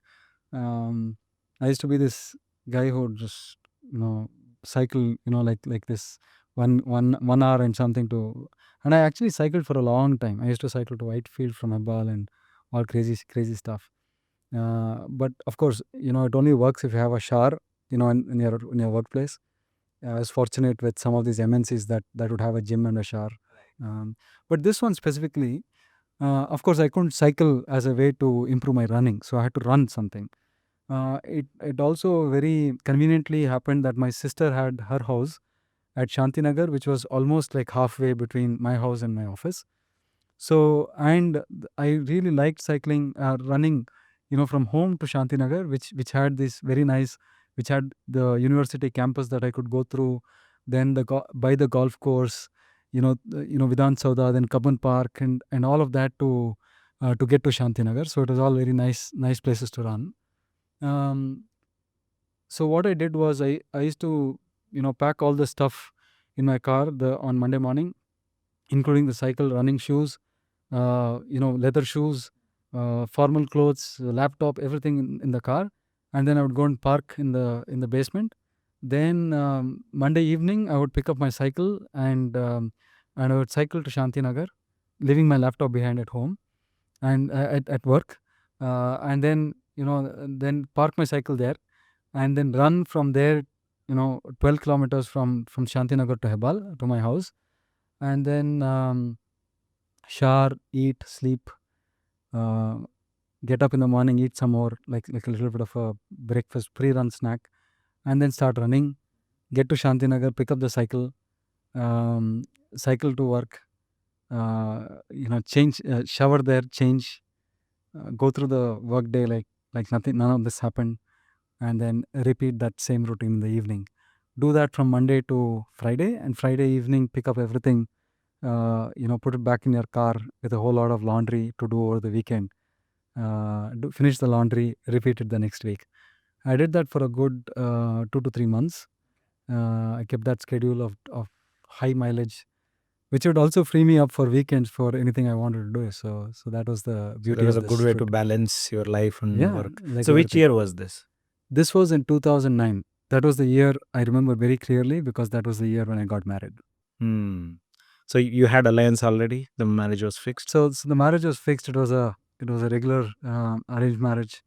My wife now she was in Bangalore as well. She was slowly getting to know this madman she would eventually sign up for life, right? But yeah, it was insane. Also, by the fact that I was scheduled to run a 100-kilometer, my first ultra, that race, 10 days after my marriage. So I had to squeeze in, the wedding, the reception, the events that, around the wedding, and then the honeymoon, and also the pasta party before the ultra marathon. All of that before I got into the start line of the 100K ultra at the Bangalore Ultra. That was really quite insane to explain to my wife and my in-laws that this guy just got married, but he's running 100 kilometers. The joke of those days was, what are you running away from, and all of that. But fortunately, I didn't have to run away from anything. I in fact ran. I in fact was able to take my family along. My wife joined me in a couple of half marathons. The first year of our marriage. We went to Singapore. That whole distance that I told you, I took that long flight as well. I ran the full, she ran the half. Nice. We repeated that a month later in Mumbai. I ran the full, she ran the half, and we totally enjoyed the adrenaline. So you got her into it. Yes, got her into it. She was running all the hash runs, for a while. So this can be a secret to happy marriage. Yeah, of course. Do something that you like together. Absolutely, certainly. You definitely have to take your family along, your dreams and passions. I learned it the hard way. There have been cases where I would just sign up for something without them even being aware of it. There have been cases where I have really pushed, really strained my my family life because ultra running does take a lot of commitment, takes a lot of time, takes a lot of energy. And there was a point in my life where I was there, but I was not there for my family. Like you're physically there, but you're just so spent because of a 5-hour run in the morning that you're hardly there for the rest of the rest of the day. So there used to be these kind of, you go through those patches, and then you get wiser as you're coming out of it, and then realize that you have to toe a very fine line between balance and insanity, right? So would you say it's the families that run ultras, it's not the individual? 100%. So although it's the individual on the road, it's the families which are Of course, training and running. of course, because everyone at some level has made a compromise to get that athlete onto a start line, right? I'm not saying compromise always, and may not be always on the bad side, but also on the good side. And if you if you set your mind onto something, anything is possible. If you set your mind on balancing all of this, even that is possible, right? You can there is really a way in which you can do all of that hard mileage, but still take care of your family, be there for them, and enjoy a young family, right? All of that is still possible. You just have to make up your mind and not be a snob about it. So if as a marathoner, all I've run is only marathon so far. So if I were to, let's say, graduate to ultras, what key changes that I need to make in my lifestyle or maybe with the family based on your experience? First of all, one small correction: you don't need to graduate. It gives a sense that the ultras are worthier than a marathon. The truth is it is not. Even a 5K can be as worthy as a marathon. Absolutely, of course. It depends on who you are, what your life circumstances are, and how much you are really pushing and yourself. I told you about the depth and the layers of personality. A 5K can reveal so much more, than maybe a marathon will never will, right? I know of athletes who spend their entire careers and lives just striving for those few seconds that they can shave off a 5K timing, right? Absolutely, right. So, right? So we're clear on that. Yeah. What does it take to train for an ultra? It takes a lot more of commitment, just in terms of sheer mileage, right? See, if you were to do it and do it right, you will have to put in at least 100-kilometer weeks. If you have to do, let us say, a good 50-kilometer ultra, right? And we're not even talking about 24 hours, 24-hour runs. We're not even talking about 100 milers. We are talking about 50K. You'll have to put in a 100K weekly mileage. And a 100K weekly mileage will come at the cost. So think of it, and there was a friend of mine who told me this once after a very nice run. And think of it like 4 burners in your gas stove, right? You can't, and there is only a limited supply of gas. There is a limit to, you can't burn all the gas burners at the same time. So each burner, think of it like your family, your career, your friends, and your passion. If you burn all 4 of them at the same time, you'll run out of gas. At one time, you got to say that I will burn this brightest, but I will compromise on something else. So it is not about what you want, but it is about making a choice of what you don't want. That is the key, right? At that point, you would probably say, I'm willing, my career is on autopilot. I'm willing to kind of keep it, at that state. Friends is something that I know I can't hang out, I can't party, and I can't do all of those. So so I'm going to burn my passion bright, knowing that I've made the choice of what I will burn less bright for that period of time. That is what is crucial. And if your family is going to take a toll, you better, have them in your decision making. They better know that this is coming, right? Then it is fair. But otherwise, it is, you'll end up running out of gas. Okay. So you have to balance. You have to figure out how to balance. Exactly. Yeah. So the family part is like very, very critical component. So you talked about, so even for 50K, you have to make such decisions. So what's the difference between training for 50K versus, let's say, 24-hour run? So first of all, I'm a big believer of the process. I truly believe that I like to put all eggs in one basket. Like 100% commitment to certain things, which means that when you're training for a marathon, if it is a 16-week training program with 2 quality workouts every week, you got to check all the boxes, every single box, right? So that process is what makes the event really worth it, right? So that is what builds discipline, character, determination, endurance, physical, mental, physiological, philosophical, to get to the start line. Okay. So with ultras, it needs you to open up into a whole lot of challenges that may get thrown at you. There is only a certain amount of what you can train for, so you have to be prepared for a whole lot of others. It's a little bit of a mindset shift that you need to do. Especially the 24 hours will come with its share of changes in weather. During the day, you will go through the entire cycle of cold in the night to brutally hot in the afternoon, maybe some rain sometimes and all of that. With other events like this, in ultras and trail runnings, you got to be open to running when it is dusty, when there are hills that you don't that you don't expect, in terrain that is not easy, in situations where there is not too much support. You will go through maybe 5-8 kilometers without any support. Sometimes you can get lost and you got to find your way back. So you need to be open to a lot of these challenges.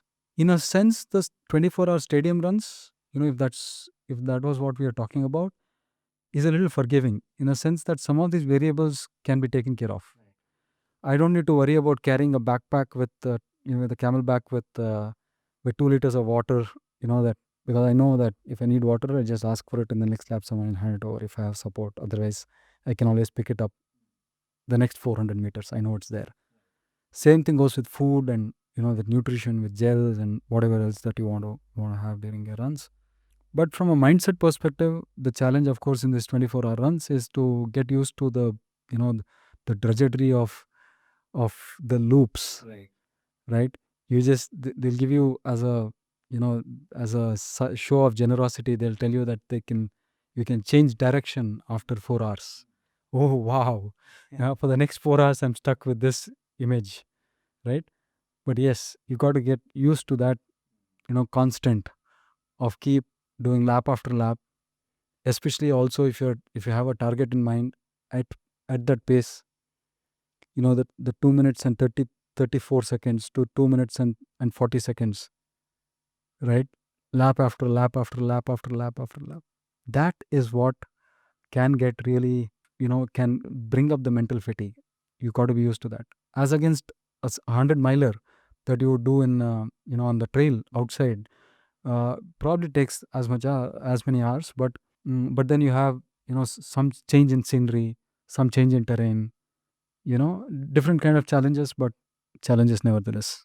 These are all clubbed into one word called ultras, but they're all different in their own exactly. sense. So in fact, if you just go up another notch, you'll see that they're all clubbed into something called running, right? And this one is it's like a beach with a lot of pebbles. Right, running is like that beach, with a lot of nice, beautiful pebbles. You pick any of those pebbles, you will see that they are nice and smooth, and it can be a 5K. So today the challenge could be, how can I improve my 5K time? Tomorrow it could be, can I pick a 16-week training program for a marathon, or a 24-week training program for a marathon, right? Another day it could be, I just want to do this, this Malnad Ultra, right? Let me just go ahead and experience that, right? So there are so many pebbles. You can find joy in every single one of them. Right, that's the beauty of this very simplest activity. Where you're just putting one foot in front of the other, but look at all that it's got to offer. Yeah, you can go breadth or depth. Both are possible with running. Absolutely. I know a friend of mine who doesn't want to do any events. He'll just do his 10K every day. That's it. No faff, no funfair, nothing. No social media. Most of the time, just a stopwatch. That's it. Just to know what the time. That's it. Right. So you got to represent India at IAU championships, Asian championships. How does one get qualified for these events? Oh, nowadays, it is. I can tell you, it's pretty tough. Nowadays, it's tough. The bar is really pretty high. So in about 2016, 2015, 2016 or so, in Athletic Federation of India, India became a part of the International Association of Ultra Running, which is a governing body for ultra running in the world. They conduct 3 key events every year. One is the 24-hour championships, the Asian championships and the world championships, the continental championships and the world championship. And then there is 100-kilometer, again continental championships and world championship, and trail run, just one trail run. The distances can vary. So this, when India became a part of that body, after a lot of paperwork and stuff like that, India had to be for India to be a part of that association. we were then allowed to send teams, national teams, to participate in these events. So there is a so each team can have up to 6 men and 6 women. Each country can send up to six men and 6 women to participate in these events. The IAU also keeps track of all the national records, the world records. The way the team score comes up is the top three, runners from the 6. If you have sent the whole 6, that is, the total mileage gets added up to become the team score. So that is how you are ranked. There are, in any of these events, typically there are anywhere from 20 to 40 countries who take part in these events now. But back in 2016 and 2017, India was just sending 1 or 2 team members because the ultra running itself was in its early stages. 24-hour runs were not conducted in India. There were very few people who ran in those races abroad were qualifying, and the selection criteria was okay. I think the first time it was for a 24 hours, it was 180 kilometers to be completed in 24 hours, which is still a very commendable and very respectable kind of a distance to cover. But knowing that today it is that same number stands at about 225, Right. and knowing that the world record for 24 hours is at 320, our own national record is at 262, I think. This year. Not this year. Amar Singh holds that record, or maybe 271. I may be mistaken there. So knowing all of that, 180 is may seem pedestrian now, like most things when you have the luxury of hindsight, right? But nevertheless, so that was what it was. When I first heard that there was Ullas Narayan and Kairan went and represented India in a 24-hour ultra, I had goosebumps. We were just coming back after a training run with my friend. His name is Sunil Chinani, very prolific and a great runner himself. We were coming back after a training run from driving down from Hebbal, from Nandi Hills, and then suddenly when he mentioned that, I had goosebumps. The hair on my forearm just stood up, with the excitement. Of course, I had not even in my wildest dreams imagined that a day would come when I would be there in that place. But one thing led to another. That year I participated in the 12-hour stadium run, and I did very respectable 103 kilometers or so. Finished on the podium, felt great about it. Wanted to do more of those. Then again participated in a 12-hour, I think, or maybe then graduated to 24 hours. But I remember the first 24-hour run, I think 2018 is when I did that. It was my first one, so you didn't have, at least there were none of those failure stories in my head. I just went there to experience it just for the joy of running. It turned out that I was very, so I got a lot of advice from a lot of ultra running friends to hold back from the first 12-16 hours, save yourself for the last few, and so on. All of that advice really made a lot of difference. I was able to get into a competitive mode in the last 1 hour of that run, because at that in that event, I remember that there were the who's who of the Indian ultra running was there in that in competition, including at that time the record for India was 196 kilometers.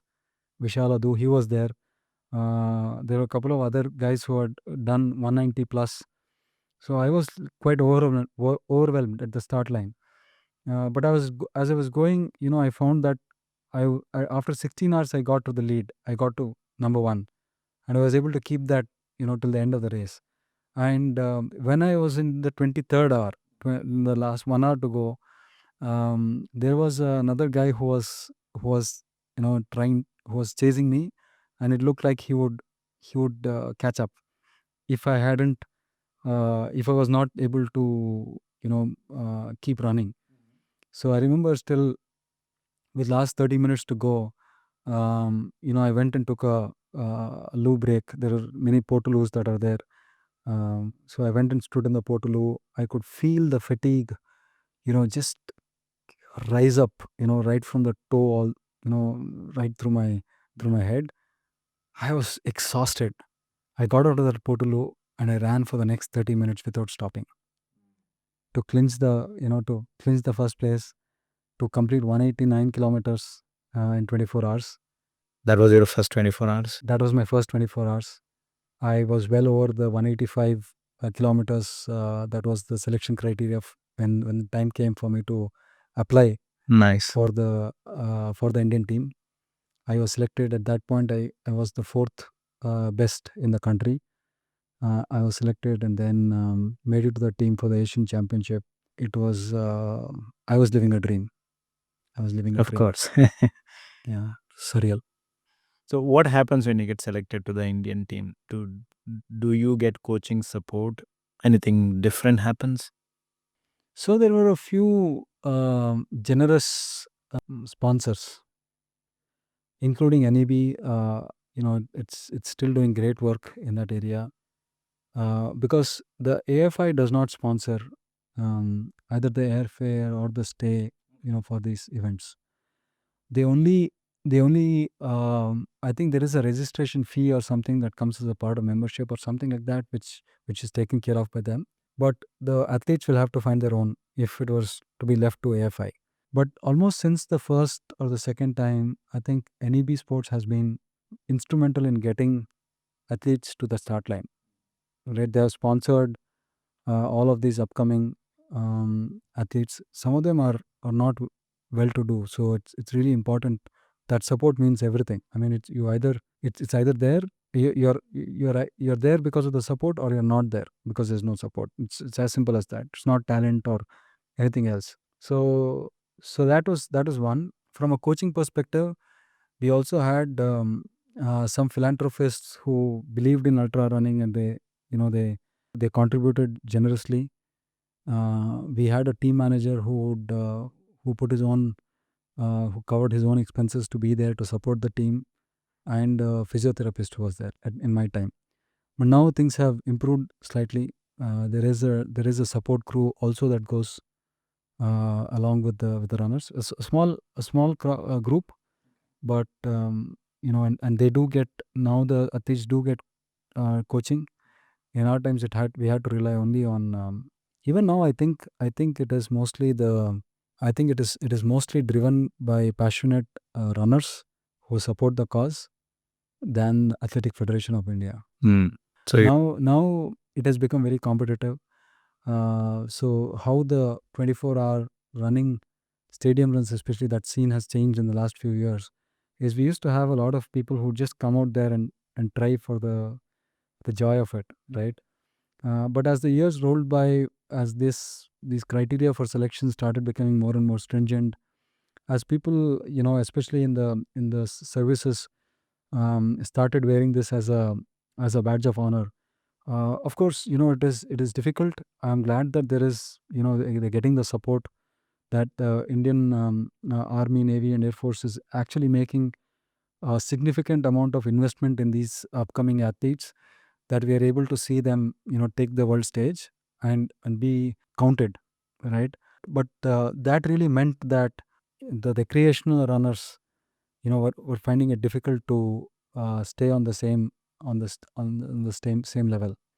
That said, we still have 30% of the team, still, the citizen runners. But services, there are a lot more because it takes effort. It takes about 200 kilometers of running per week to get there. It has become super competitive. If you have to be doing 225 kilometers in 24 hours, you need to be putting the hard work and gifted, have the right boss it has to to allow become it a to full-time happen. job then. Yeah, it is full time now. Yeah. It has it not really. I know people who are kind of balancing it still. Ullas Narayan is a great example. I mean, he started this whole thing with a 250-kilometer run, which national record, which stood for a while. He is balancing a very young family with a demanding career. does his training, still finds his way year after year into the team. It's unbelievable. Our team recently took part in the World Championship, and they finished top 10 with a couple of them, going well past 260, the 260 mark, which is phenomenal. We In won fact, the Indian gold team won the recent Asian Championship as well. in the 100K. We won the gold, Right. overall gold for the team as well as individual. Individual gold, yeah. Amar Singh, an unbelievable talent. He's always running with a smile. Absolutely. Finished with tears in his eyes as being the first Indian to go under 7 hours for the 100K. All fantastic results, possibilities, only made possible thanks to some of the sponsors and all of that. I think it's amazing the kind of commitment that they're showing to the sport is. I just started following Indian team only since last 2 years. I can already see a lot of progress Oh yeah. in just 2 years. Yeah, so you can imagine, how people, like me still manage to, squeeze our ways into the national team just to experience that. I'm always supremely grateful to the Lord to have given that opportunity, right? How did that event go? You went to Taipei? I went to Taiwan, and I had this huge responsibility on my shoulders. To be on the national team, to be representing the country meant that I wouldn't compromise on my training at all. So I had put in a lot of mileage, very high mileage going into the race. But with whatever science we had, at our disposal at that point, my nutrition strategy was a little off. I relied heavily on solid foods and not so much on the gels. Uh, and plus, Taiwan was, you can already see I'm making excuses. Taiwan, the race started at 9 a.m. So we would be running at the peak heat, very dry and very hot for the first 6-8 hours of the race. But then we all had a target, right? We all wanted to do better than what we had done. So we were, I for sure was gunning at a very brisk pace. Nothing that I thought was not sustainable, but given the heat, it just compounded my collapse. So I went into a first stretch, kind of a break after 4 hours, which was unthinkable for me. 4 hours is when I would really warm up, and I'd really be that I was very well trained. In fact, I had done a solo 100 kilometers, as a part of training. Okay. That was run up Nandi Hills and come down, run from home to Nandi Hills, which was one of my favorite training distances. For 8 weeks continuously, I had run 2 Nandi Hills from Hebbal, as a part of training, and that in about 4 hours and something. So all of these were, this. I knew the paces, I knew the distance, and I had conditioned my body, but unfortunately, the heat, took a toll, and I had to give up after about 16 hours. Also because our team was doing well. Like I told you, the top 3 are the ones who will actually get counted. We had a very thin support staff. Our women's team was also struggling. Men also, a few of us were struggling. There was a lot of strain on the support. There was just one physiotherapist and one manager who was handing out stuff. So I decided to abandon my race and join the support crew. So I did that, and then stayed on and supported the team for the for the remaining 6 to 8 hours, and we were able to kind of thankfully our top 3 athletes did really well, and we ended up getting the first bronze medal for India ever in an ultra running event. So as a part of the team, I got the medal as well, got the opportunity to be on the podium as the national flag went up and the anthem was sung. So it was a very, very special moment. Yeah, these are the moments we live for. And to think that something like running could actually get me to that place is what made it so special. And that's the reason why I say that pick one activity, right? Explore it to the to the hilt. Find joy at various layers of what it has to offer. I think that is truly what, if you keep If you keep jumping from one to the other, there of course is fun in that too. I mean, you can then say, oh, learning is my thing, right? I'll keep going from one. When I felt that I'm plateauing, I'll move to another one. Yeah, so be it. But understand that there is a process to learning, Right. and sharpen that process, right? And get into various levels of depth into that particular process, and then you start understanding yourself, right? Much better. It will make your life more fun, fulfilled. Right. So I think that's true for anything in life, not just running. Exactly. Right. So you also come back from 2 ACL injuries. In fact, you have gone under the knife as well. So what does it take to come out of ACL injury? It takes a lot of getting back to square one. And both these injuries, as a disclaimer, they were not running injuries. So don't look at me. Yeah, I told you so. Guess what will happen if you run so much? No, they are not running injuries. These are injuries. The first one happened a long time back when when I was playing football. So one twist, and then I lived with it for 5 years before I went for the surgery. So I got 2 screws in my knee joint to fix it. So this was pre-running days or running days? The injury happened pre-running. The surgery happened simply because I wanted a way to support my my running, because the two couldn't coexist. My injury as well as the running couldn't coexist. I figured that after my first marathon, that a simple knee brace will not help. To go through pain for 30 kilometers and finish this thing was not fun. So I had to go under the knife. And I did that under the guidance of Dr. Hemant Kalyan, who is probably the best ortho especially for sports injuries. And he consults in Manipal Hospital, an amazing doctor. So went through the whole rehab with him, under his guidance. In 6 months' time, I was running my first half marathon after the surgery. So it is possible. It is possible. He also got featured in press as as something that is that technology has made possible. So I then continued running for the next 15 years without too many incidents. I spoke to you about the stadium run where that that ACL, the anterior cruciate ligament had got twisted, and it had swollen up and so on. But the next big trauma happened because of the accident. I was cycling to a work meeting at EGL, and in Bengaluru. A car just brushed against me. I still remember it like, they say that time has a tendency to stretch itself in those moments. I still remember, the exact seconds when I was lying down helpless on the ground and gave a big scream out because I knew that, the ligament had torn. But I still managed to cycle with one leg to that meeting, finish the meeting, and then took a taxi back home.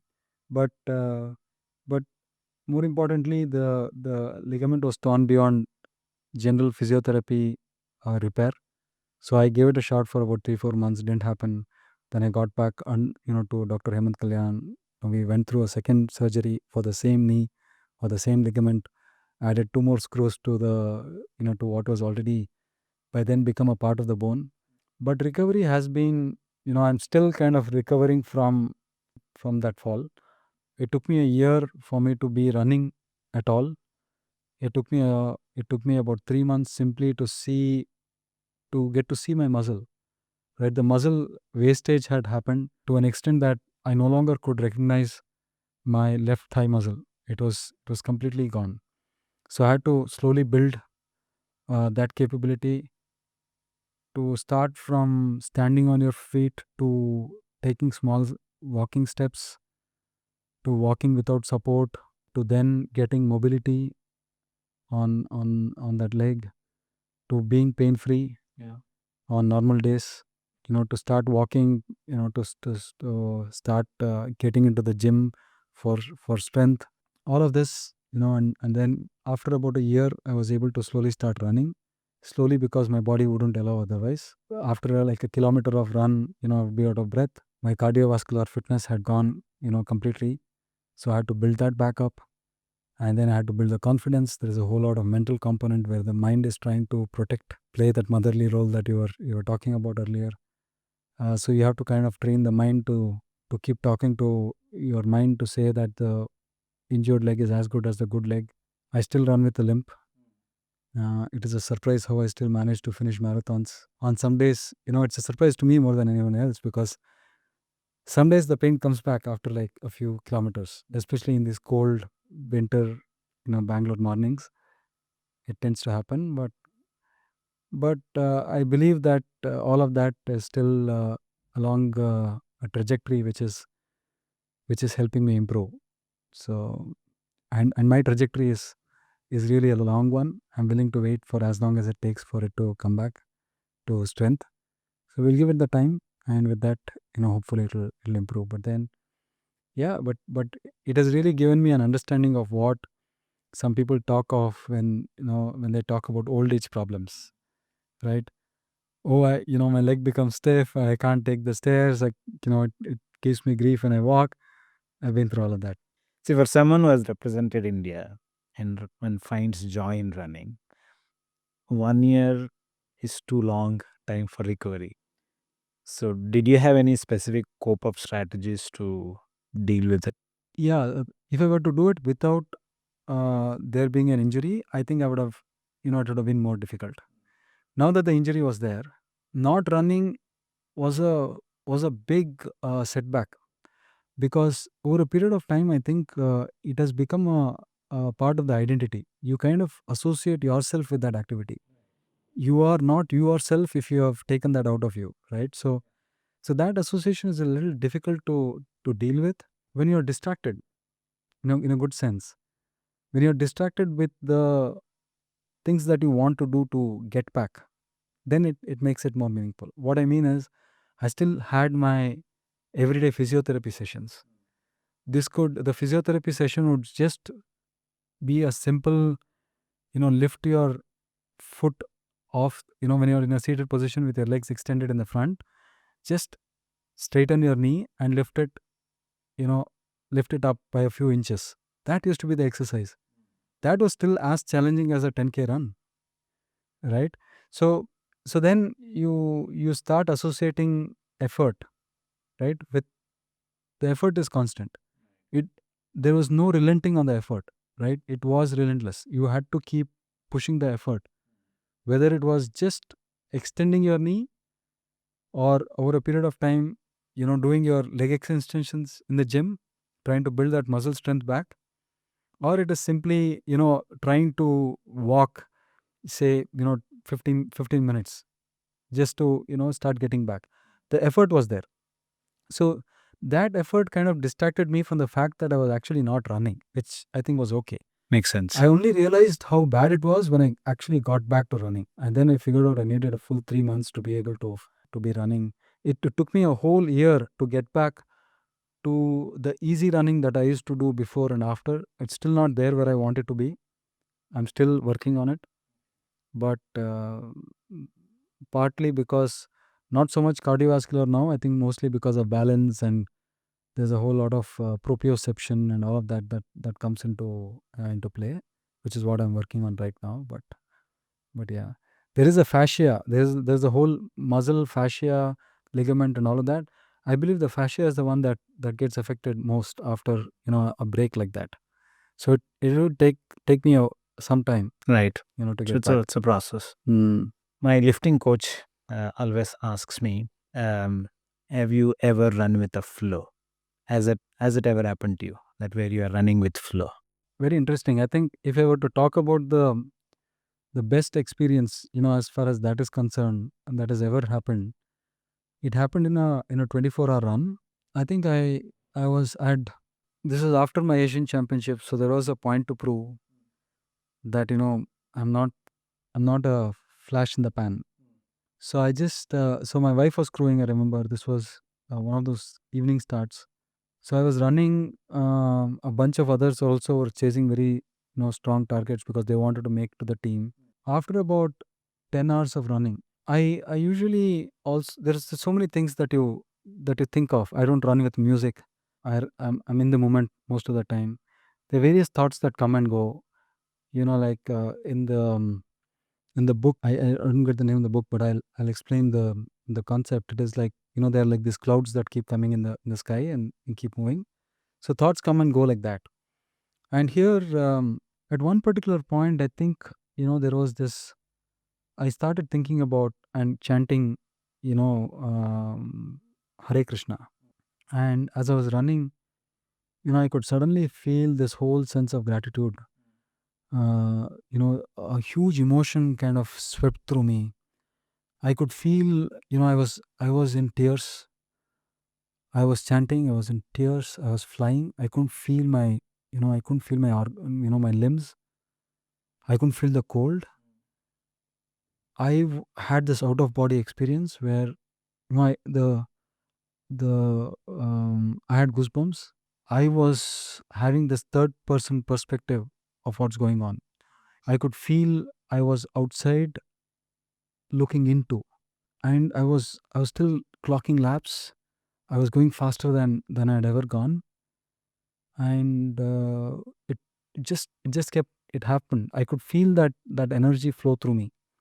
It happened for a good, I think, 30 minutes or roundabouts, about that much amount of time. And then, at the end of it, I just couldn't help myself, go and stop, and I just embraced my wife. I felt like this huge gratitude because I felt that he had chosen me to do this, and I just couldn't I just couldn't thank him, for all of that. I and then when I look back, I felt God. At that moment, I really felt God. That was probably the best that has ever happened. If you talk about the flow, and then the conscious mind tries to rationalize this. Right. It doesn't find answers. There's really no answers. I'll not It try tries doing to it. I was find thinking I'll try doing that though. Yeah, so it tries to find answers. You try to find how you can replicate this. I have tried myself. It comes when it wants to. It comes when you're ready, not when you want it to. Right. So you have to put yourself in situations where maybe it can be trained. I've heard that sadhus, they actually train themselves to be in those kind of situations to experience that, and it is possible to train yourself to do that yogic, in tantric yogic means and ways. I have tried, with my own, my experimentation. I told you sample size 1, and it is not. It has happened briefly another time, but it's not repetitive. It's not predictable. So it's just natural phenomenon. Yeah, I also feel that your body must have gone through a whole lot of. It has to be needed, right? The bread kneading. When you're making bread, in order for the dough to rise, the bread you have to knead it, right? That kneading has to happen for the physical body to allow for the soul to rise. I think Beautiful. that's the important thing, right? That's I very definitely beautiful. feel that unless you are in that phase, it becomes difficult. And yogis also tend to do that with starvation and with a whole lot of other physical duress, right? To get to a point where then they can lay that soul bare. Makes sense. That's beautiful. What is true north for Manoj Bhat? The true north is movement is medicine. That's my belief. So we can have this podcast 50 years later, God willing, and I would be sitting here and telling you about the joy of running, about the pain, about the turbulence, but the joy of running, and that is the story that I want to believe in. Beautiful. That's very beautiful. That that is the story. There will be small hiccups here and there. I'm willing to kind of take that in the stride. And like you were saying earlier, dream for the long term. It makes a lot of sense. Exactly. What does intentionality mean to you? It is being mindful. I think in a whole lot of sense, if you just allow life to drift, it will drift. Right? There will be, and there will be phases when you want it to, right? But then if you make small incremental corrections, I'm not even saying corrections because it gives a sense that what you're doing is not right. Right. If you make small additions to that incremental on a day-to-day basis, stick with it, be consistent, be focused, be determined, persevere. I think intentionally, it can take you to a magical place, a place where you define what yours, as per your definition of success, right? It will take you to that successful place. I think that is what it is about. Every single day it may seem like a whole lot, but it is very easy to do it. It probably takes just 30 seconds of your life every day. But if you keep doing it, I think you will get to a point where you would truly be satisfied with your life when you look back. I think that is intentionality. Thank you. That's such a beautiful definition. So there was a lot of wisdom. Thank you so much for sharing your story with us. Really appreciate it. Yeah. Thank you for the opportunity. And I think I'm just a messenger. I think God has this way of using, of people to convey. Right. I think He is trying to. I'm just the messenger. I'm so glad that you have taken the time and the effort to hear, the story. Yeah, hopefully, this will make meaning to other people as they're trying to, go through this mundane business of life. And thank you very much. Thank you.